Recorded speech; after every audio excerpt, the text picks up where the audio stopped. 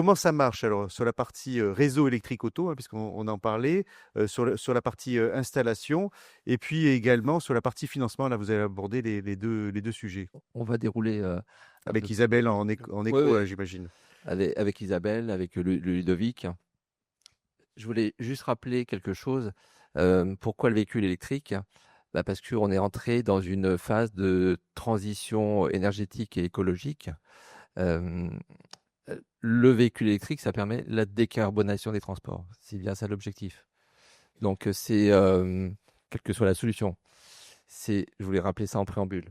Donc nous, on est installateur, aussi mandataire. Donc, tout à l'heure, Didier Bagnon de chez Michaud expliquera ce que c'est que le mandataire, même si je vais un petit peu en parler.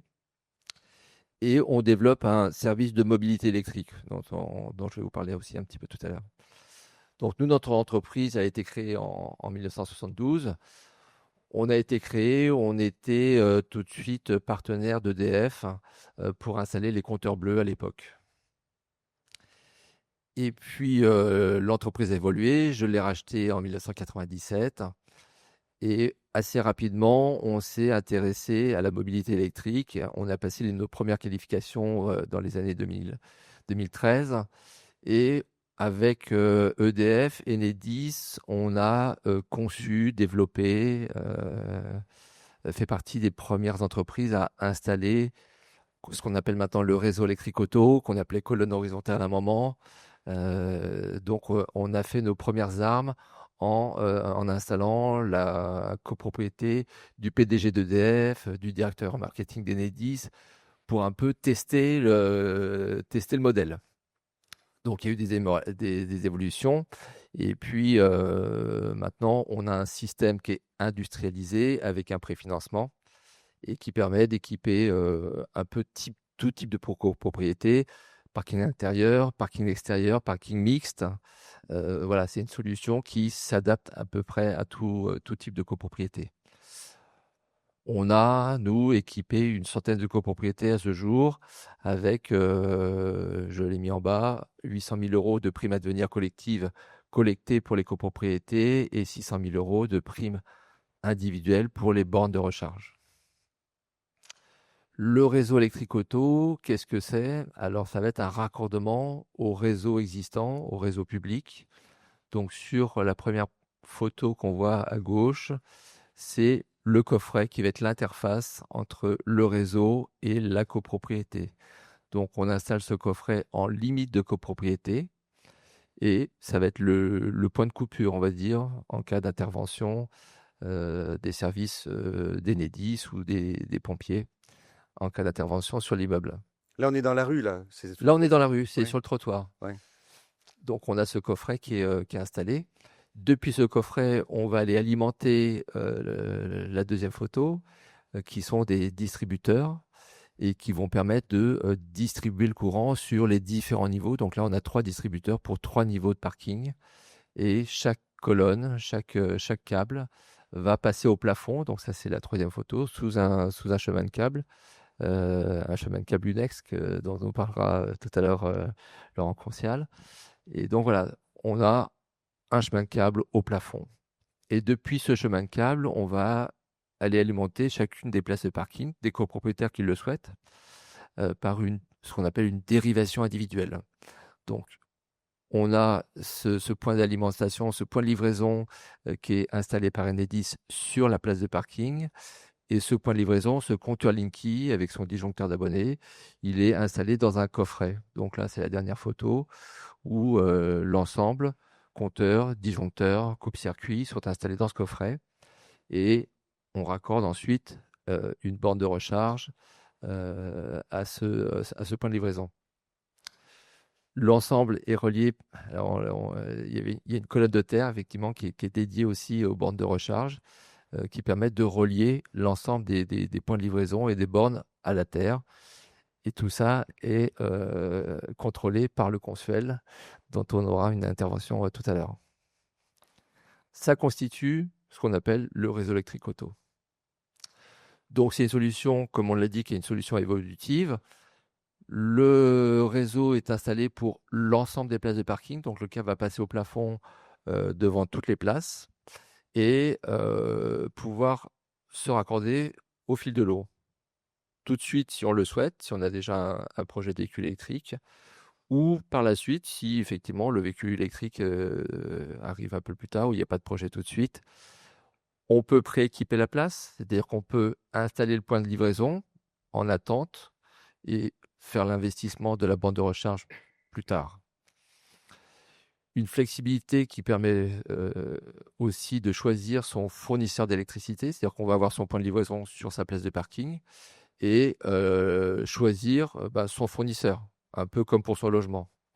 On va avoir le choix entre les différents fournisseurs sur le marché. On peut imaginer que j'ai 2 fournisseurs différents, c'est-à-dire un pour le logement et puis un pour On peut l'imaginer, ouais. oui, tout à fait. OK. Si c'est une proposition d'un fournisseur attractive pour le véhicule électrique, pourquoi pas? Mmh.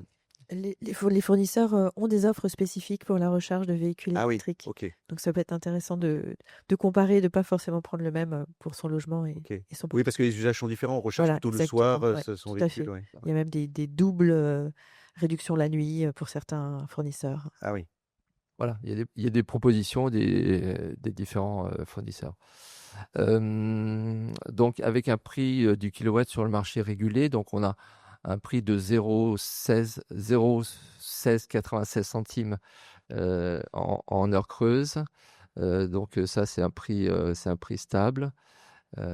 Et après, il n'y a pas de frais d'entretien, pas de frais de maintenance, parce que c'est assuré par Enedis sur la partie réseau, 24 heures sur 24, 7 jours sur 7. Et après, l'entretien, la maintenance des bandes de recharge vers l'installateur. Et un exemple de... Donc c'est ça, c'est pour bien comprendre, c'est-à-dire jusqu'au compteur, c'est c'est Enedis Enedis. qui est en charge de l'entretien, Comme dans l'immeuble, comme dans comme l'immeuble. dans les étages. Voilà, et à partir du compteur, c'est l'installateur C'est l'électricien. c'est l'électricien dont vous êtes, qui s'occupe de la partie, maintenance et Voilà, entretien. tout à fait.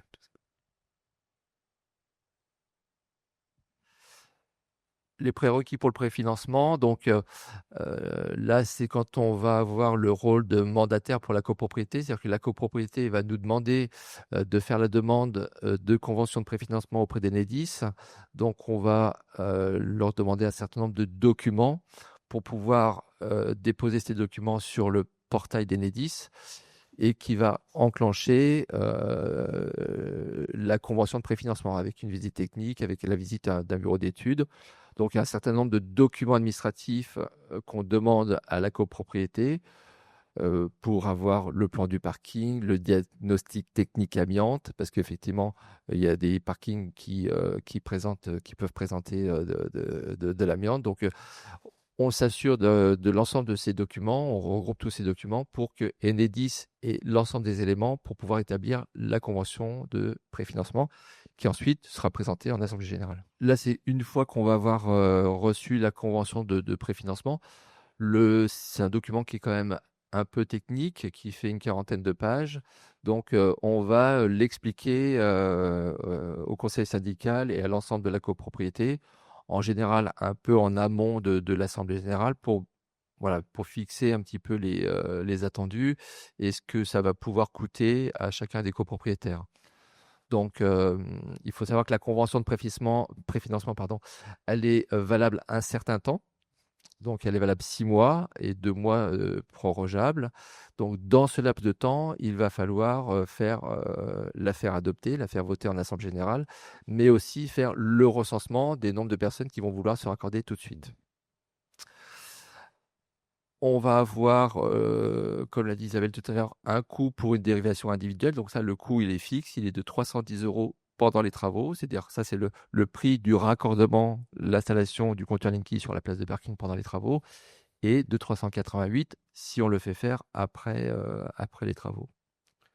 Ça, c'est aide déduite à devenir ou pas? Non, alors ça, c'est... Pardon, oui. C'est avant les aides. Avant les aides. Ouais.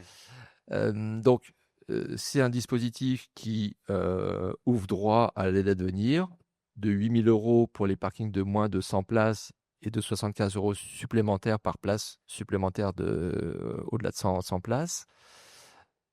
Des 5 000 € pour les parkings extérieurs. Donc, cette enveloppe de prime à devenir collective va venir impacter la quote-part définie par la convention de préfinancement. Donc, si on a une quote-part qui fluctue pour un parking, on va dire standard, effectivement, on a vu une fourchette de 410 à 2200 euros.